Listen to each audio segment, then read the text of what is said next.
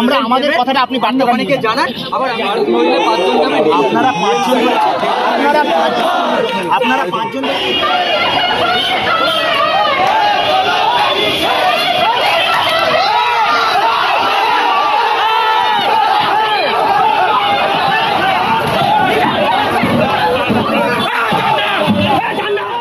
লড়াই নিয়ে এসএফআই আজকে এখানে এসেছে, সারা রাজ্য জুড়ে এসএফআই লড়ছে। এসএফআই ক্যাম্পাসের ভিতরে কলেজে লড়েছে, যে কলেজ থেকে অগণতান্ত্রিক ভাবে ক্ষমতায় আসার পর এই তৃণমূলের সরকারটা এসএফআইকে বার করে দিয়েছিল। न्यूज़ लाइन कोलकाता में मैंने उपस्थित हावड़ा कॉर्पोरेशन के सामने 15वां बार ये दावी लेकर यहाँ पे उपस्थित है। ये 5 तरह की इनकी दावी है जो अभी मौजूदा हालात चल रही। सुप्रीम कोर्ट के आदेश के बाद 2753 लोगों की नौकरियाँ रद्द कर दी गई है। अब इसमें योग्य कौन है, अयोग्य कौन है, इसका फैसला होगा। इसके बाद की बात है, हावड़ा जिला में 283 स्कूल बंद के कगार पर है।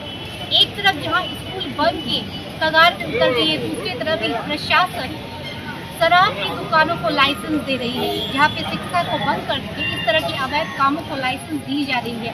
इसके अलावा भी और क्या क्या इनका दावी है जो लेकर आज यहाँ पे डेपुटेशन देने के लिए ये लोग उपस्थित है। चलिए उनसे जानते हैं और बात करते हैं। আমাদের দাবি এসএফআই হাওড়া জেলা কমিটির কাছে এই ডিএম অফিস অভিযান। আমরা এর আগে ডিআই অফিস অভিযান করেছি, আমরা ডিআইয়ের কাছে গেছি, আমরা এই হাওড়া জেলার প্রায় সব স্কুলে আমরা ডেপুটেশন দিয়েছি যে স্কুলে ভর্তি ফিস রাইট টু এডুকেশন অ্যাক্ট 2009 আইনকে অমান্য করে ভর্তি ফিস বেশি নেওয়া হচ্ছে, তার বিরুদ্ধে আমাদের ডিএম এর কাছে পরিষ্কার দাবি যে 240 টাকার বেশি ভর্তি ফি নেওয়া যাবে না। কোনো স্কুলে হাওড়া জেলার মাটিতে 2300 টাকা 2100 টাকা করে ভর্তি ফি, এই টাকা নেওয়া যাবে না। 240 টাকা রাইট টু এডুকেশন অনুযায়ী যে রাইট টু এডুকেশন অ্যাক্ট 2009 অনুসারে যে নিয়ম করা আছে সে টাকার 1 পয়সা বেশি নেওয়া যাবে না। আমাদের 2 নম্বর দাবি হচ্ছে স্কুল পরিচালন সমিতির যে নির্বাচন, সে নির্বাচন করাতে হবে, শিক্ষাক্ষেত্রে গণতান্ত্রিক পরিষদ ফিরিয়ে আনতে হবে, কলেজে ছাত্র সংসদ নির্বাচন করতে হবে, যে নির্বাচনের মধ্যে থেকে গণতান্ত্রিক পরিষদ ফিরিয়ে আনতে হবে। এবং যারা বহিরাগত অছাত্র ওই কলেজের অভ্যন্তরে বসে আছে, সাধারণ ছাত্রছাত্রীদের টাকা ভর্তির টাকা আত্মসাৎ করছে, তাদেরকে কলেজের বাইরে বার করতে হবে। আমাদের 3 নম্বর দাবি হচ্ছে যে সেমিস্টার সিস্টেম করে দিয়ে এনইপি 2020-কে বাতিল করতে হবে।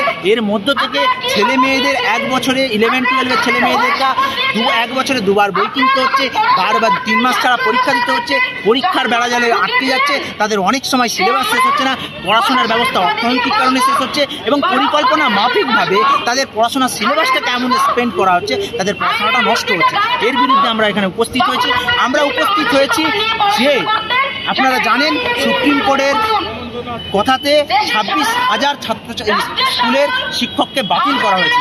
আমাদের পরিষ্কার কথা, যারা যোগ্য যারা অযোগ্য এটাকে বাঁচতে হবে, চাল আর কাপড় এটাকে আলাদা করতে হবে। অযোগ্যদেরকে যেমন আপনারা শাস্তি দেবেন এবং অযোগ্যরা যাদের কাছে চাকরি দিয়ে টাকা দিয়ে চাকরি পেয়েছে সেই চোরেদের শাস্তি দিতে হবে। কিন্তু আর একটা কথা হচ্ছে, যারা যোগ্য, যাদের স্কুলের যোগ্যতার ভিত্তিতে স্কুলে গিয়েছিলেন তাদের কাছে স্কুলে ফিরিয়ে দিতে হবে। এবং নিয়োগ নেই এই পশ্চিমবাংলার মাটিতে, সেই নিয়োগ চালু করতে হবে। শিক্ষক নেই বলে একাধিক স্কুলে 7টা ক্লাসের মধ্যে 5টা ক্লাস হয়, 4টে ক্লাস হয়, 3টে ক্লাস, 2টো ক্লাস প্রতিদিন বন্ধ থাকছে, বলছে শিক্ষক নেই বলে। এগুলোর বিরুদ্ধে আমরা এখানে উপস্থিত হয়েছি সাধারণ ছাত্রছাত্রীদের দাবি নিয়ে। ডিএম এর লোক এলেন, ওনারা প্রথম থেকে প্রায় আপনারা দেখতে পাচ্ছেন 1 ঘন্টা ধরে টালবাহানা করছেন, ডিএম সাহেবা নেবেন না, এখন কিছুটা রাজি হয়েছে। আমরা ডেপুটেশন ডিএম সাহেবা